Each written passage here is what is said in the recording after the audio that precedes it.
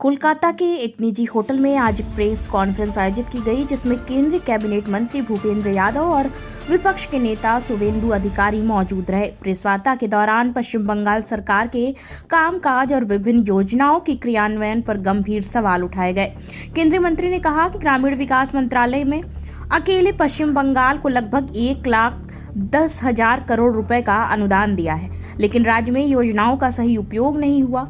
मनरेगा के क्रियान्वयन में अनियमितताओं और वित्तीय गड़बड़ियों की रिपोर्ट सामने आई है। आवास योजना के उपयोगिता प्रमाण पत्र समय पर जमा नहीं किए गए, जबकि पीएम पोषण योजना में भी भ्रष्टाचार के आरोप लगे हैं। उन्होंने यह भी आरोप लगाया कि केंद्र सरकार की दिशा बैठकें राज्य में आयोजित नहीं की गई और आयुष्मान भारत तथा पीएम किसान जैसी योजनाओं को लागू नहीं होने दिया गया। पूंजीगत व्यय कम होने पर चिंता जताते हुए कहा गया कि राज्य लगातार कर्ज ले रहा है, लेकिन आय में अपेक्षित बढ़ोतरी नहीं हो रही, जिससे भविष्य पर असर पड़ सकता है। विपक्ष ने राज्य सरकार के बजट को तृणमूल सरकार का अंतिम बजट बताते हुए उनका विदाई पत्र करार दिया है। देखिए हमारे संवाददाता प्रीति सिंह की रिपोर्ट। नमस्कार दोस्तों, आप सभी का लाइव भारत न्यूज में स्वागत है। आप ये सभी जानते हैं पश्चिम बंगाल में इलेक्शन का दौर है।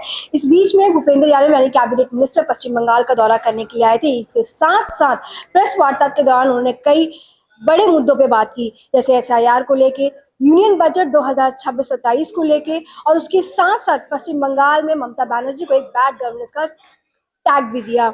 आइए सुनते हैं भूपेंद्र यादव से लेके शुभेंदु अधिकारी जो इस प्रेस वार्ता के दौरान मौजूद है, उन्होंने क्या कहा। आज की पत्रकार वार्ता में मेरे साथ उपस्थित भारतीय जनता पार्टी बंगाल के विधायक दल के नेता सम्मानित शुभेंदु अधिकारी जी, उपस्थित सभी मीडिया के मित्रगण, आज 11 फरवरी भारतीय जनता पार्टी के लिए एक महत्वपूर्ण दिन है,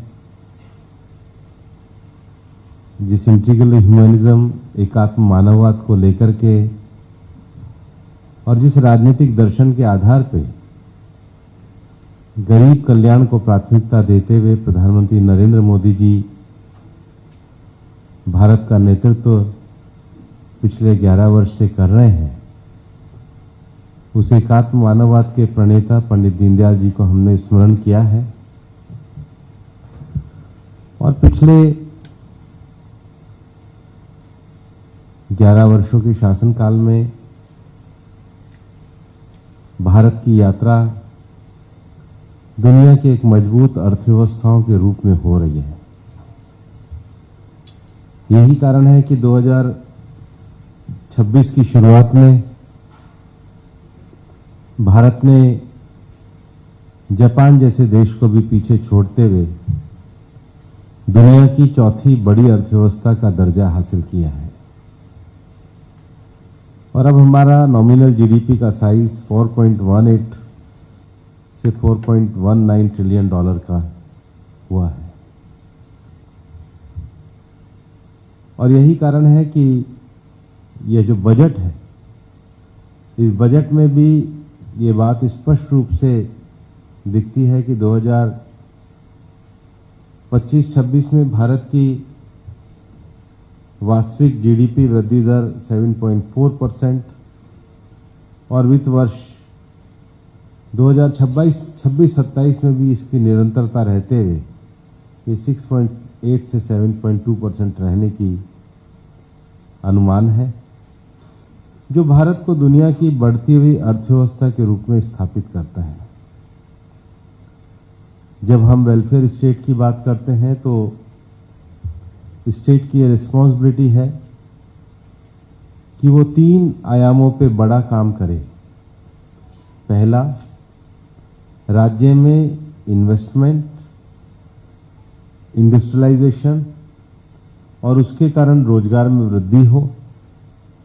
दूसरा, इन्वेस्टमेंट, इंडस्ट्रियलाइजेशन और रोजगार वृद्धि के कारण आम आदमी के जीवन में अधिक सुविधाएं आए, उनको ज्यादा अवसर उपलब्ध हो। और तीसरा, इस विकास का लाभ समाज के हर वर्ग को पहुंचे। और सबसे बड़ी बात है, वाराणसी सिलीगुड़ी के बीच जो हाई स्पीड रेल कॉरिडोर की घोषणा की गई है, उसमें दोनों चीजें, माल की ढुलाई का समय और लॉजिस्टिक का तो बढ़ावा होगा ही, और दुर्गापुर में बेहतर कनेक्टिविटी के साथ एकीकृत ईस्ट कोस्ट इंडस्ट्रियल कॉरिडोर का विकास भी होगा। सबसे बड़ा जोर जो बजट में एमएसएमई को दिया गया है और 10,000 करोड़ रुपए के एमएसएमई के ग्रोथ फंड के माध्यम से पूंजी प्रदान करने का जो प्रस्ताव किया गया है, वेस्ट बंगाल में पिछले साल में लगभग 6,800 के करीब लिस्टेड कंपनियां बंद हुई हैं। आज एमएसएमई क्षमता निर्माण के अभाव पे बुरी तरीके से लड़खड़ा रही है। मैं मानता हूं कि केंद्र सरकार के जो एमएसएमई के ग्रोथ का जो विषय है, इससे पश्चिम बंगाल में जो 89 लाख एमएसएमई से की पंजीकृत इकाइयां हैं, वो अगर अपने निर्धारित मानदंडों को पूरा करेंगी तो उनको इसके ग्रोथ फंड का लाभ मिलेगा। नमस्कार, আমি আপনার প্রশ্নের উত্তরে বলি 2004 থেকে 14 ইউপিএ 1 এবং ইউপিএ 2 গভর্নমেন্ট ছিল, যাতে 9 থেকে 12 মাননীয় মমতা ব্যানার্জির নেতৃত্বে তৃণমূল কংগ্রেসও ইউপিএ 2 পার্ট ছিল। সেখানে যদি কন্ট্রিবিউশন ফ্রম ইউপিএ 1 এন্ড 2 দেখেন, অ্যাপ্রক্স 2 লাখ crore। 2014 থেকে 2025 31 মার্চ পর্যন্ত যদি কন্ট্রিবিউশন দেখেন from central government last financial year পর্যন্ত 10 লাখ crore। ন্যাচারালি নরেন্দ্র মোদীজির নেতৃত্বে ভারত সরকার 10 লক্ষ কোটি টাকারও বেশি পশ্চিমবঙ্গকে এই সময়কালে কন্ট্রিবিউশন করেছেন পশ্চিমবঙ্গের ডেভেলপমেন্টে। ন্যাচারালি আপনি যে পার্টটা কোশ্চেন করেছেন, এটা অ্যাপ্রক্স 60% সেন্ট্রাল গভর্নমেন্টের অ্যাসিস্ট্যান্সের উপরেই টেন্টেটিভ ইন্টারিম বাজেট হয়েছে। এটাকে বাজেট বলবো না, ইটস এ লিফলেট। পশ্চিমবঙ্গে যেটা হয়েছে, কারণ ফেব্রুয়ারি মাসের কন্ট্রিবিউশন দেখানো হয়েছে, এটা ফেব্রুয়ারির বাজেট নয়। এপ্রিল মাসে নতুন কিছু করার কথা বলা হয়েছে এবং সবাই জানেন তখন এমসিসি থাকবে, এবং এমসিসিতে নাম্বার অফ বেনিফিশিয়ারি আর অ্যামাউন্ট অফ বেনিফিটস কখনো বৃদ্ধি করা যায় না।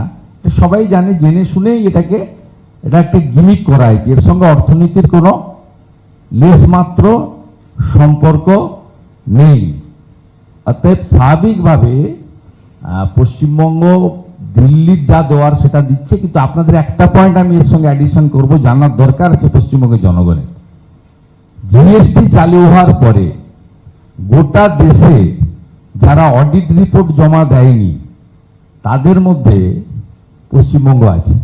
মাত্র 1-2টি রাজ্য কেরালা এবং পশ্চিমবঙ্গ আছে। পশ্চিমবঙ্গ প্রথম থেকে অডিট রিপোর্ট জমা দেয়নি, কিন্তু অনারেবল ফাইন্যান্স মিনিস্টার ভারত সরকারের যে ফেডারেলিজমের যে নীতি রয়েছে তাতে টেন্টেটিভ 90% জিএসটি মানে ধরে নিয়েই কিন্তু পশ্চিমবঙ্গকে ডিস্ট্রিবিউট করছে। আর একমাত্র স্টেট যে জিএসটির অডিট রিপোর্ট এখনো পর্যন্ত দেয়নি, দ্যাট ইজ ওয়েস্ট বেঙ্গল।